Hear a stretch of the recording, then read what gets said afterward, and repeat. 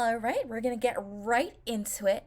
We're going to be talking about Anime Iowa 2001, which took place between August 24th to 26th at Cedar Rapids, Iowa. I've never actually been to this con. I've only heard stories of friends who have attended this convention. I guess this attracted like a lot of Midwest folks going to Anime Iowa. So yeah, let's read more on Kevin Lillard's account at Anime Iowa 2001. And if this is your first time checking out Fansview Fridays is a weekly every Friday at 6 p.m. Um, every Friday at 6 p.m. Pacific Standard Time, where we look at old convention reports by the late Kevin Lillard. Kevin Lillard used to run fansview.com. This was a great and useful archive that had a lot of convention reports, guests of honor Q&As, panel summaries, and of course, cosplay photos. Well, yes, you could find the archive of cosplay photos on this website such as American Cosplay Paradise. What I don't want to have missed or have lost through time are the stories and the impressions that Kevin brought upon and shared with the community of the conventions in the late 90s and early 2000s. And right now we are going through the year 2001. And before we get started, do check out my book, The Fangirl Diaries. It is all about this era of fandom. You can check out the link in the description to get your copy of the Fangirl Diaries. And if I'm at a con where you're at, I'm more than happy to sign a copy of the Fangirl Diaries. Okay, let's get things started. Here we have our friends Robert DeJesus and Steve Bennett were on the scene at the Midwestern Convention. All right, so let's just take a look at the pictures of Anime Iowa. Looks like he splits these between 2 days. Let me just adjust the screen right here so we can get more of the website as much as we can, as best as we can. Costumers had fun on the convention's first day.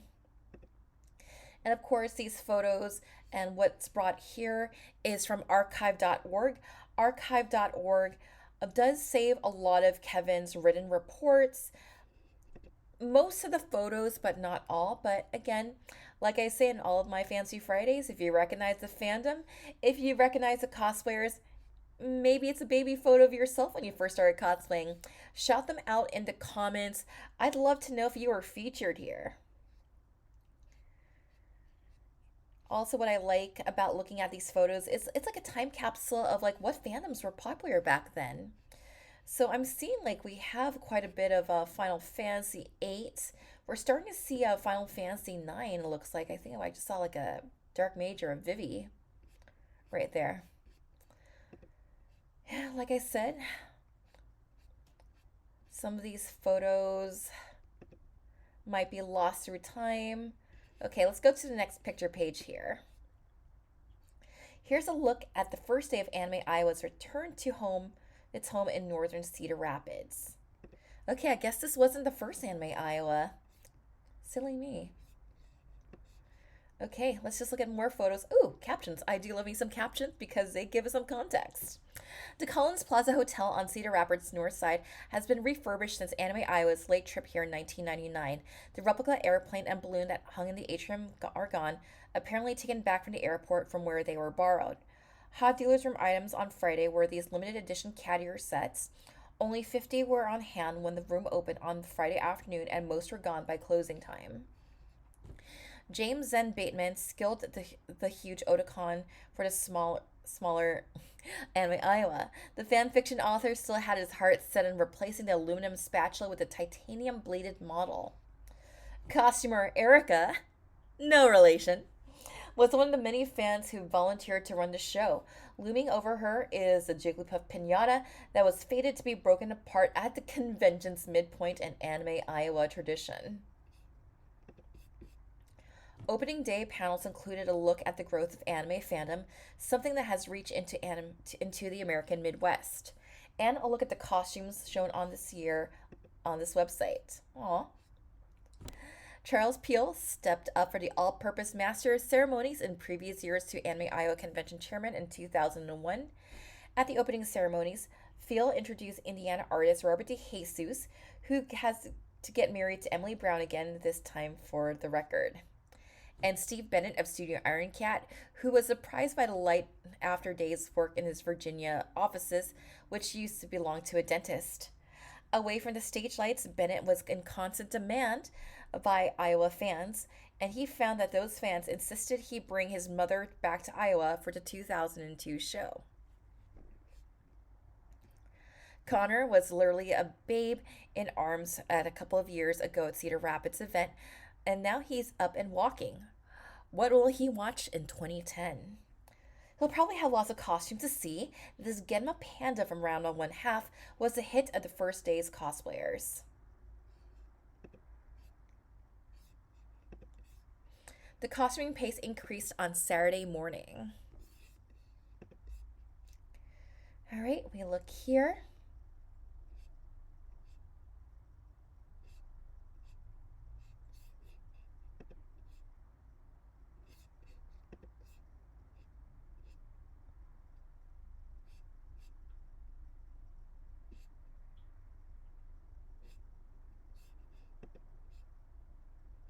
Okay, we have more costumers.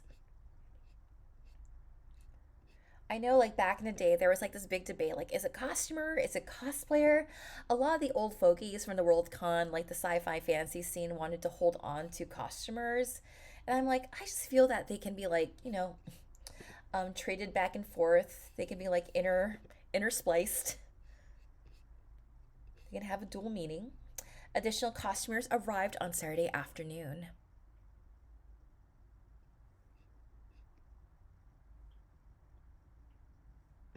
All right, load you fool. Okay, so we have more cosplayers here.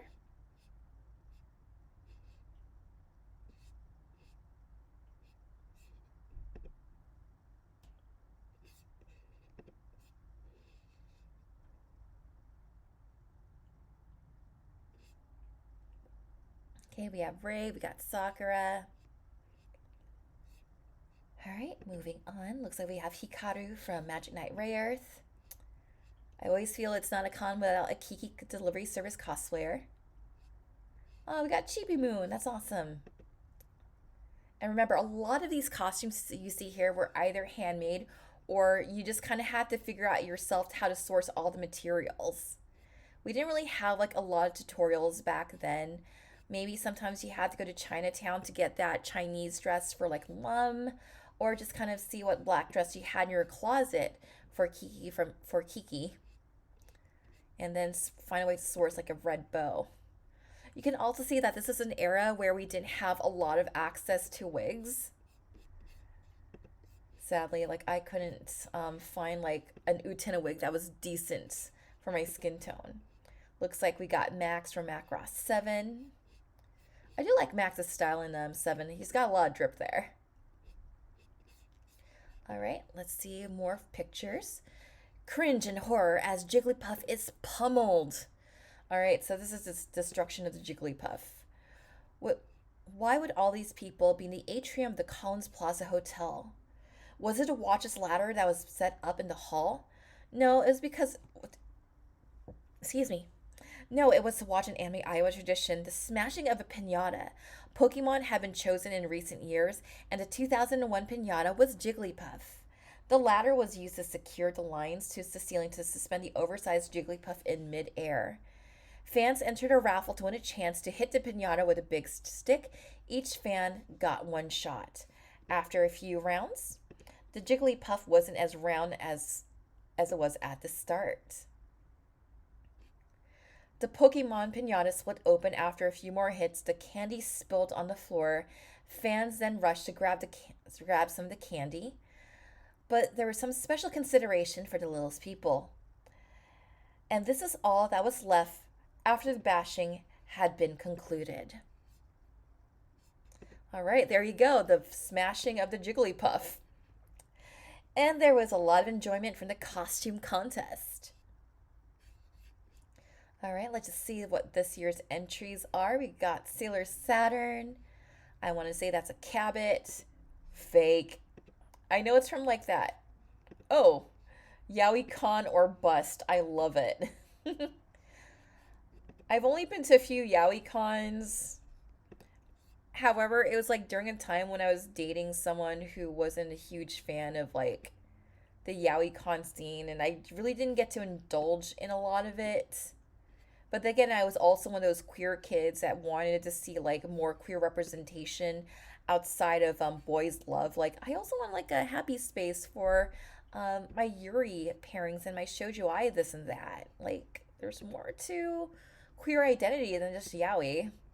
Like spicy take. Like it annoys me when I see people bring the pride flag to anime conventions and have scrawled the words yaoi on it, because to me the pride flag is about all identities, not just MLM. You know what I'm saying? But that's just my humble opinion. Because like yeah, bi erasure is a thing. I mean, it's only like a couple years ago where we had to like add in like the brown stripe to represent brown folks within the queer community. And it's like not too long ago where we also had to include the trans colors on the pride flag to show like yeah, trans people we also belong too. So yeah, I just think it's really outdated. Maybe it's just a boomer in me talking, saying like, yeah, to me the pride flag is more than just boys love. It's all marginalized identities under the LGBTQ plus spectrum, and we all deserve to be celebrated. The end. All right, let's just take a look at the best in show here. We got Steve Bennett's award, and sadly, a lot of these photos aren't loading, which makes me really sad. Oh, our friend Kevin actually gave up an award, but we don't know what it is, sadly. Runner up award, and we got a few runner ups here. Digikara. Yeah, Digikara, it was also coming to light at this time, too. All right, we're going to look at panels after looking at cosplay photos and event photos. But for now, we're going to just take a quick break right here, and I will leave up an advertisement for Petals and Poison.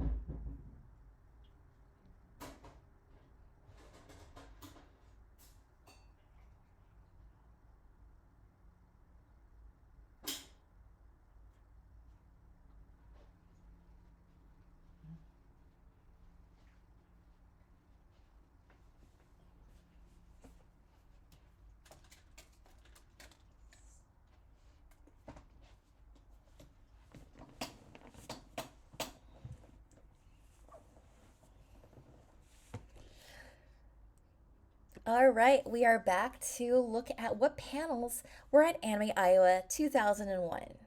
There was talk about easy approaches to difficult costumes.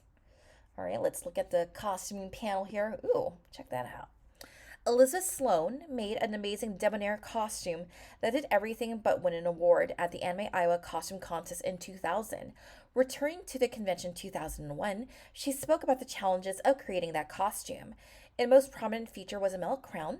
Sloan said that it was made from a sheet of scrap metal that she had found and hammered into shape. That piece of what was most likely a marine bronze weighed 12 pounds, and the elaborate wig weighed another 3 pounds. The entire headpiece was around 25 pounds with other detail. Much of the challenge in this case was being able to walk around with that additional weight on the head and neck. Now we know why she moved so slowly during the 2000 contest. Many costumers find working with cloth to be easier than making an elaborate, solid three-dimensional shapes, but it can be done, Sloan said. An example she presented was a small mask that will eventually be a Ryoki costume. Her husband and sculptor make the Ryoki head, which was used to create a mold that was then the basis for a vacuum piece of plastic. For those who don't have a sculptor or vacuum equipment handy, Sloan said there are alternatives. Paper mache is good material, she said, noting that most people haven't tried to use beyond making things in kindergarten. The trick is to make sure the paper mache is absolutely completely dry, then it can be sanded smooth and painted in a way that makes it look solid, she said. Another good material available from the company was unnatural resources. It's a gauze impregnated plastic that can be formed into shapes when it's softened in 180-degree Fahrenheit water. That material was used to make Centuria's helmet shown here, but some forms of the material are as much as 1/4 thick and make good armor and body forms, said Sloan. There's another trick to that helmet that looks like studs and ordinary paper fasteners found in the office supply store. In a pinch, you can put your whole costume together with them. All right, next panel. Iowa's anime company had information on upcoming releases. Okay, Des Moines, Iowa is home to the Right Stuff, the company that came out of nowhere in the 1990s to become one of the major importers and distributors of anime in the US. When Iowa's anime convention comes around, Iowa's anime company sends Mark Ray to talk about the products, but they're getting attention from fans with their plans to release Boogie Pop Phantom, the tale of a high school girl with supernatural powers, which takes a strange twist on reality. But another new series is coming out that hasn't gotten much attention. Yamamoto Yoko, a comedy about an all-female crew of starship that crosses space battles with video gaming and sports tournaments. It's the kind of comedy that puts the crew in a swamp that has alligator-sized bananas. There's also KO Beast Century, which spiky-haired characters are familiar to anyone who has seen New Type magazine. The comedy where the lead characters change under stress into a tiger, a rooster, and a mermaid is being produced for a North America release by The Right Stuff, and the company's signature product, its latest catalog that many fans use as a definitive reference for all anime titles, is nearly finished. Ray said that the catalog will celebrate the company's 15th anniversary and will have some special extras, including a foreword by noted anime personality and articles from people in the North American anime industry. Then there's Karikano, the offbeat story of high school students from Gynex.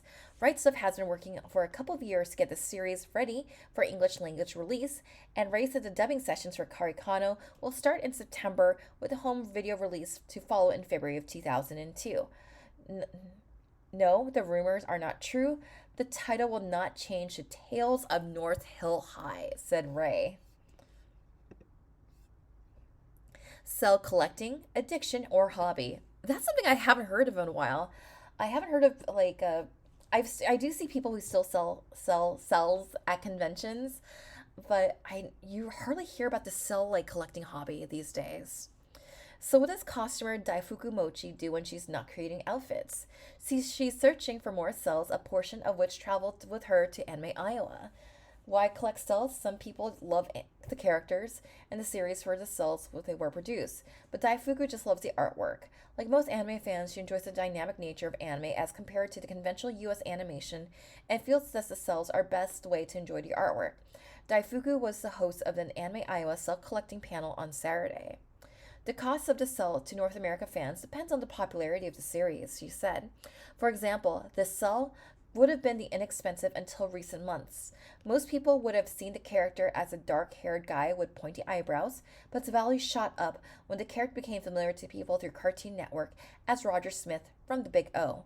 Daifuku had another beautiful cell of a panoramic shot from another series and found it was sold for around $35 because US fans didn't know the series that well and the demand was low. Even Inuyasha and Kagome was impressed by Daifuku's cell collection, but how many cells does she own?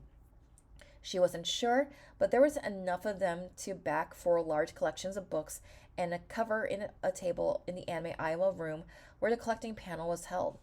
Many of her cells came with original sketches and layout drawings, prized details for serious cell collectors. Heartbreakingly, one of her cells is a stuck cell, meaning that the cell was adhered to paper backing.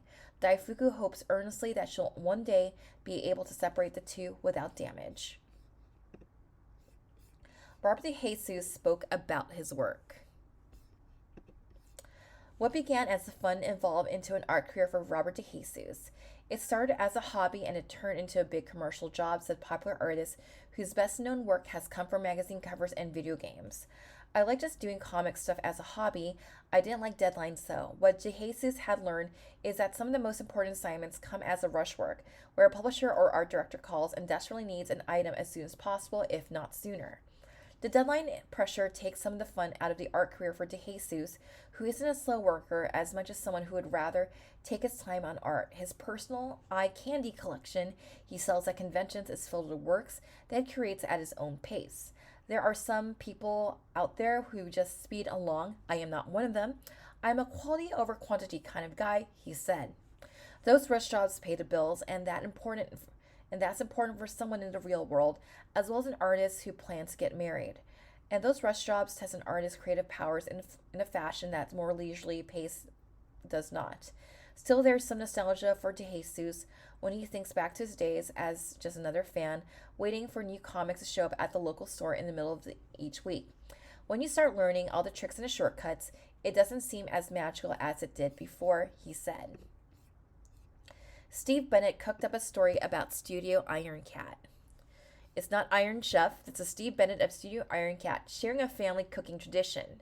The Bennetts eat okonomiyaki, but they had a hard time finding okonomiyaki sauce in the US, so they made their own from catsup, sugar, lemon juice, soy sauce, and Worcestershire sauce. Bennett said his Saturday panel at Anime, Iowa by demonstrating how his family made the sauce, adding portions of each ingredient until he just got it right. Then he gave it to people who run the convention so they could serve it in the 7th floor con suite. Later, there was a time for talk about actual Iron Cat products. More material is coming from Narumi Kakinuichi, the creator of the Vampire Princess Miu manga series. Iron Cat has published a lot of Miu, Yui, and Dahlia vampire stories, but there are event more Kakinuichi tales that haven't been released in North America, and they'll be coming back from Iron Cat, which is also going to pick up Miu stories and graphic novel that originally were published by Antarctic Press. Bennett said he likes the idea of Iron Cat being the house of Kakinuichi. There's also more coming from Hiroshi Aro. Fans of Futaba-kun Change can expect a fresh volume of stories in that series, and Aro's You and Me story series finally will be published by Iron Cat. The company's manga tie-ins with anime companies will see Spectral Force, an ADV film series, Cool Devices, a Right Stuff title. When Iron Cat releases a graphic novel reprints of the very adult Genki Clinic, those books will have all the original Japanese censorship removed. Alright, and now we're going to talk about the conclusion to Anime Iowa. Kevin always likes to leave his final thoughts, so here we go. We're back on the road, sliding into another collection of Midwestern highways for a 2-day trip to Cedar Rapids and the author's third trip to Anime, Iowa. A typical convention trip for the author leaves no time to rest. Anime, Iowa isn't typical. The author arrived at the Collin Plaza Hotel after 6 hours on the road, checked into his room, looked around, went to the hotel restaurant, and ate breakfast. Looked around some more, saw there was some high-speed internet port in his room, drove down the street to an office supply store, and bought an Ethernet cart for his laptop, went back to his room, installed the cart, and got high-speed access up and running, looked around some more and took a few pictures, then crawled up on top of his big bed in his hotel and took a nap. When he woke up, there was still 2 hours to go before opening ceremonies. The trip came a week after the author put his car in his friend's repair shop for some work. It was the first time the author needed to get a steering wheel replaced, although it wasn't as bad as it seemed. It was a used wheel from a car with burned out engine. The friend said previously it had been driven by little Jimmy. At least Jimmy's old mirror and hubcaps were in good shape. The author usually drives on the I-74 to get to Anime, Iowa. He couldn't tell this year because he didn't see the highway for the first 3 hours of the trip. The fog was that bad. After a while, the author let common sense take over. He fell in line behind a bunch of trucks and let them punch their way through the gray stuff. Although traffic seemed a little bit odd west of Bloomington, Illinois on Friday morning, the author didn't learn until he got to convention that workers at the big Mitsubishi auto factory in Illinois had gone on strike around the same time he had driven past the road leading to the plant. The fog didn't slow the author much. The accompanying rain didn't cause the flooding along the Mississippi River, and the author was able to get to Iowa on time. However, the author still hasn't gone to What Cheer yet.